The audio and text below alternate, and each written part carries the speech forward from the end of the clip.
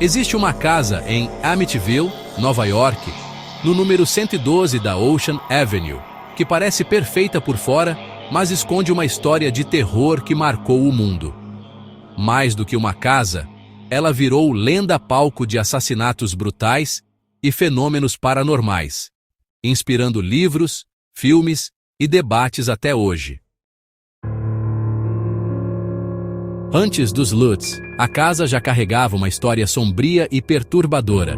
Muito antes de se tornar famosa, ela era apenas mais uma residência tranquila em Amityville, Nova York, até que tudo mudou de forma trágica e irreversível. Em 1974, Ronald DeFeo Jr., então com apenas 23 anos, chocou o país ao assassinar seus próprios pais e 4 irmãos enquanto todos dormiam em seus quartos. O caso rapidamente ganhou as manchetes e deixou a pequena cidade em estado de choque. O crime foi brutal e inexplicável. Todos mortos a tiros, sem sinais de luta, fuga ou qualquer resistência. Nenhum vizinho ouviu gritos ou disparos naquela noite fatídica, aumentando ainda mais o mistério em torno do massacre. Durante o julgamento, DeFeo alegou ter sido influenciado por vozes misteriosas que o mandaram matar sua família. Apesar das alegações de forças sobrenaturais, o júri rejeitou essa explicação, considerando-o responsável pelos assassinatos. Condenado à prisão perpétua, DeFeo deixou para trás uma casa marcada pelo horror.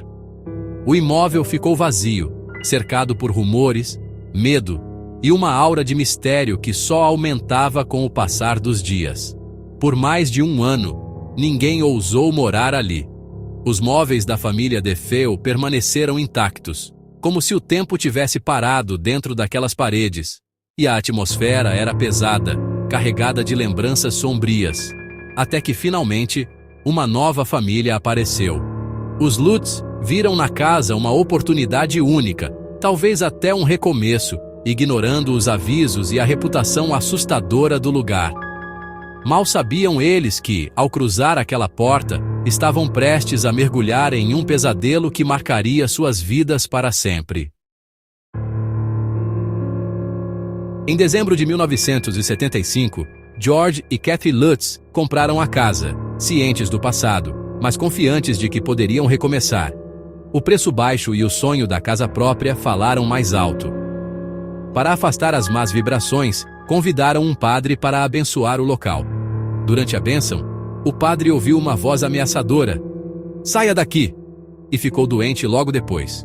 Os Lutz ignoraram o aviso, mas logo perceberam que algo estava muito errado. O que parecia um novo começo se transformaria em 28 dias de puro terror. Os fenômenos começaram discretos. Portas batendo sozinhas, pontos gelados surgindo nos corredores, cheiros estranhos e desagradáveis que pareciam vir do nada. Pequenos detalhes que, a princípio, podiam ser ignorados, mas logo se tornaram impossíveis de explicar. George mudou de comportamento de forma assustadora. Ficou obcecado pela casa, agressivo sem motivo aparente, e acordava todas as noites exatamente às 13h15, a mesma hora dos assassinatos que marcaram o local. Ele parecia cada vez mais distante da família, como se estivesse sob influência de algo invisível. Kathy, por sua vez, era atormentada por pesadelos terríveis, levitava durante o sono e acordava com marcas misteriosas no corpo, como se tivesse sido tocada ou arranhada por mãos invisíveis. O medo tomava conta dela a cada noite. Substâncias estranhas, como um limo verde e pegajoso, escorriam das paredes sem explicação. Crucifixos e outros objetos religiosos se invertiam sozinhos, desafiando qualquer lógica. A sensação de ser observado era constante, como se olhos invisíveis acompanhassem cada movimento da família. Às vezes, sombras passavam rapidamente pelos cantos, aumentando ainda mais o clima de terror. Passos pesados, barulhos inexplicáveis e até sons de uma banda marcial ecoavam pela casa vazia, como se antigos moradores ainda estivessem ali, presos no tempo.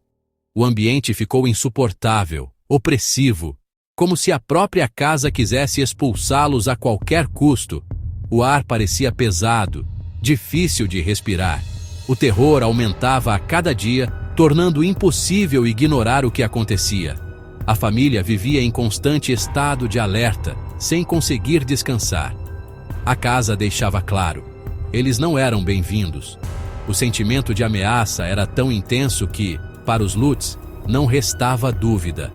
Algo maligno habitava ali. As crianças também foram afetadas, principalmente Missy, que dizia conversar com Jody, um anjo, que às vezes virava um porco de olhos vermelhos.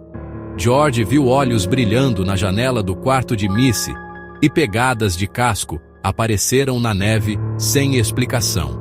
Objetos pesados mudavam de lugar sozinhos, e vozes zombavam das orações da família. Tentativas de abençoar a casa só pioravam tudo.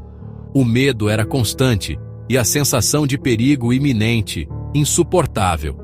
A família percebeu que enfrentava algo além da compreensão. O desespero crescia. A casa queria destruí-los. No 28º dia, o terror atingiu o ápice.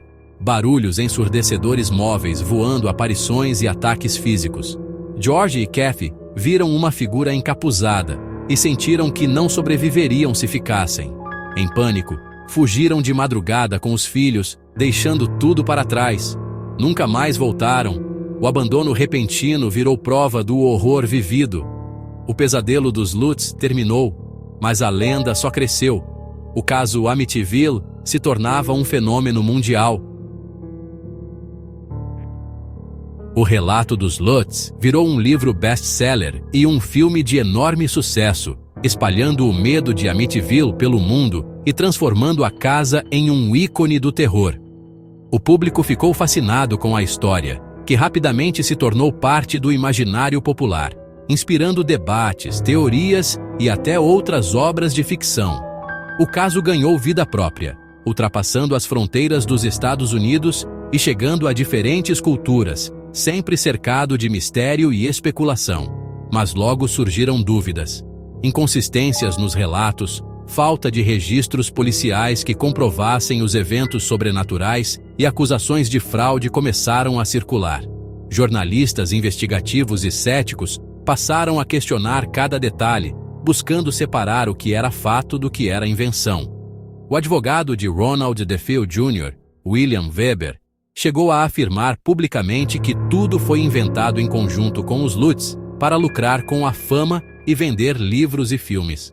Mesmo assim, os Lutz passaram no detector de mentiras e mantiveram sua versão até o fim de suas vidas, insistindo que tudo o que relataram realmente aconteceu, apesar das críticas e do ceticismo.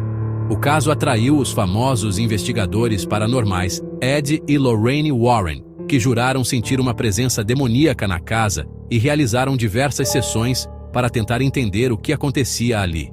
Fotos misteriosas, como a famosa imagem do menino fantasma, e relatos de fenômenos paranormais só aumentaram o mistério e alimentaram a lenda, tornando a casa um dos lugares mais estudados por caçadores de fantasmas.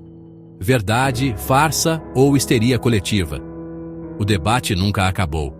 Especialistas, céticos e entusiastas continuam discutindo o caso até hoje, cada um com sua versão dos fatos. A casa de Amityville permanece como símbolo do inexplicável, um lembrete de que, às vezes, o terror pode morar ao lado e que algumas histórias continuam vivas, mesmo décadas depois, alimentando o medo e a curiosidade de gerações.